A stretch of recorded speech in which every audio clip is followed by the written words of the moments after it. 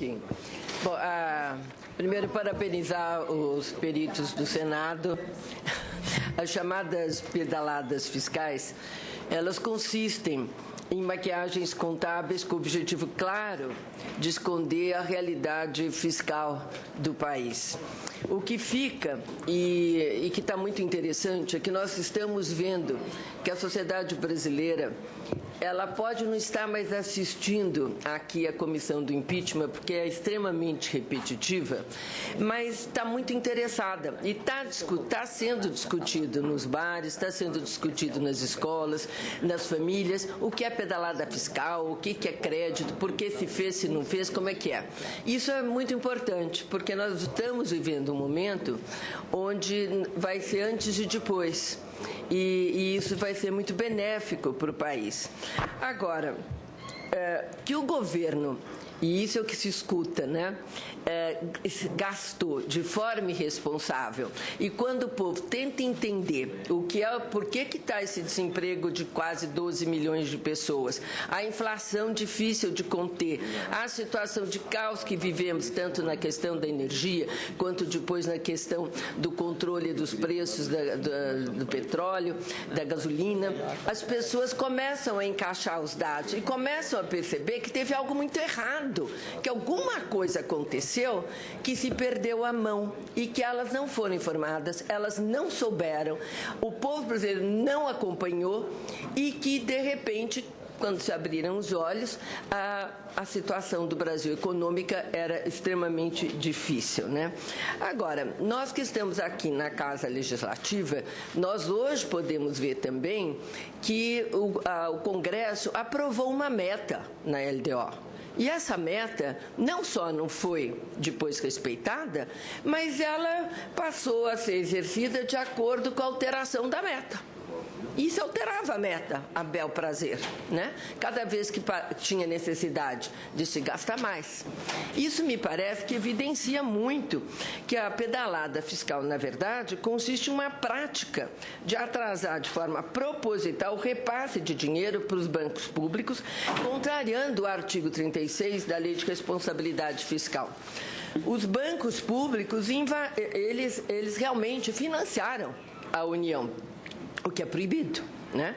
E o objetivo era melhorar artificialmente as contas públicas federais, e isso custou e está custando muito caro para o povo brasileiro. Porque deixando de pagar os bancos, o governo conseguia todos os meses apresentar os dados fiscais muito melhores. E assim continuava. Agora, isso me parece que deixa claro que o governo ludibriou a sociedade sobre a realidade fiscal que nós vivemos. Bom, o fato da perícia ter indicado não haver atos diretos da Presidente da República nas chamadas pedaladas fiscais, eu acho que aqui já todo mundo conhecia isso. O que se discute aqui não é a assinatura da Presidente em atos relativos ao Plano Safra, mas se ela tinha conhecimento da política fiscal adotada e do uso de bancos públicos para financiar a União, prática que levou o país ao caos na década de 90, por isso que foi feita a Lei da Responsabilidade Fiscal. Bom, a pergunta. No laudo apresentado a essa comissão especial de impeachment, a junta pericial afirma que, entre aspas, os atrasos dos pagamentos devidos pelo Tesouro ao Banco do Brasil constituem modalidade de financiamento. Eu gostaria que os peritos pudessem detalhar a base legal dessa afirmação.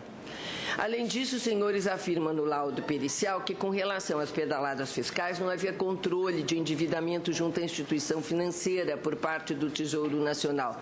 Eu perguntaria, quais as repercussões dessa não contabilização para o resultado fiscal do governo, particularmente para o cumprimento da meta fiscal em vigor? E, por fim, conforme aponta o laudo pericial, os atrasos nos pagamentos do Plano Safra resultaram no montante de 1.313 milhões a título de atualização do principal. Pergunta, pode-se afirmar que esse é o custo que a sociedade brasileira pagou pelas pedaladas fiscais? Obrigada, senadora Marta Suplicy. Com a palavra, o doutor João Henrique, por 5 minutos também. Muito agradecido, então, senadora. Começando, então, pela questão eminente. Sim, o custo dessa operação de crédito ela é estimada pela remuneração do capital, não é? Isso o custo direto. Tem outros custos indiretos que estão ligados justamente à segunda questão, a questão anterior, que é o impacto no resultado fiscal. Da mesma maneira que foi superestimado o resultado fiscal de anos anteriores, porque eles deixaram de computar um valor que deveria estar lá a título de pagamentos, não é? O resultado de 2015 foi onerado com pagamentos que, na verdade, não corresponderiam mais a 2015. Então, isso significa que se deixou de fazer em 2015 coisas que se poderiam fazer, não é? E que se deveriam fazer se isso tivesse um tratamento distinto, não é? Em relação à questão dos atrasos, o financiamento, a base legal disso, para nós ficou mais evidente, mais sólido, o posicionamento do manual de contabilidade aplicado ao setor público, que é editado pela STN. A STN tem a função de normatizar, não é,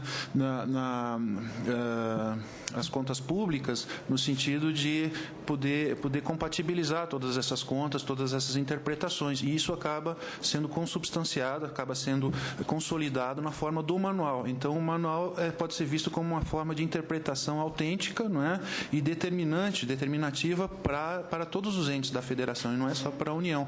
Então, nós enquadramos, vamos dizer assim, a junta entendeu que houve uma operação de crédito fundamentalmente com base normativa no Manual de Contabilidade aplicado ao setor público editado pela STN, válido, a 6ª edição válida para 2015. E não vale só para a União, vale para todos os entes federados. Muito obrigada, doutor João Henrique. A senadora Marta Suplicy tem mais 3 minutos. Bom, eu acredito que é um erro isentar a presidente Dilma afastada da responsabilidade direta pelas chamadas pedaladas fiscais, com base apenas no laudo de perícia feita pelos servidores do Senado, pois os senhores analisaram unicamente uma operação, a de 2015, e o atraso no pagamento do subsídio do Plano Safra. E por quê, né, que eu falo isso? Só com a análise do conjunto de todas as operações que resultaram em um atraso de mais de 40 bilhões, aí seria possível definir as responsabilidades. E isso a Câmara não nos permitiu fazer, porque não veio com essa possibilidade. Mas eu acredito... Desculpa, estou gripada. Mas atrapalhou muito a análise, porque ficou uma coisa que não é. Ficou um resultado que, se formos ver toda a continuidade, não é um resultado verdadeiro, né? Porque a partir de 2012 houve uma clara determinação do governo Dilma de manter os gastos em expansão, sem dinheiro. E por causa da desaceleração da economia e da excessiva desoneração tributária, o governo decidiu reduzir o superávit primário. E daí em diante foi a piora das contas públicas, a redução das taxas de juros, a desvalorização do real e a ampliação cada vez mais do crédito subsidiado, como se o país tivesse as mil maravilhas.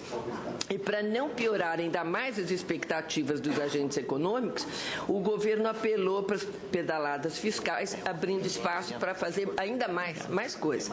A maquiagem rendeu 5 bilhões e 800 milhões com as pedaladas. E naquele ano de 2012, o resultado primário divulgado foi de 86 bilhões e 600 milhões. Sem pedaladas, seria de 81 bi. Em 2013 foi mais grave, pois sem pedalada o governo não teria atingido a meta fiscal da LDO. As pedaladas foram, portanto, operações deliberadas para melhorar de forma fraudulenta, segundo o TCU, as estatísticas fiscais. Então, é muito difícil acreditar que a presidente afastada não soubesse do que estava ocorrendo. Porque a presidente Dilma é uma presidente que vai nos detalhes, é uma presidente cuidadosa do que se faz. E a prática do que ocorreu foi uma prática reiterada, né? Então, eu quero dizer que não faz sentido considerar, resumindo, apenas as operações de 2015, como foi feito, porque separava-as demais, e quanto aos decretos de crédito suplementar, peritos e TCU estão de acordo que a presidente teve, sim, uma responsabilidade direta.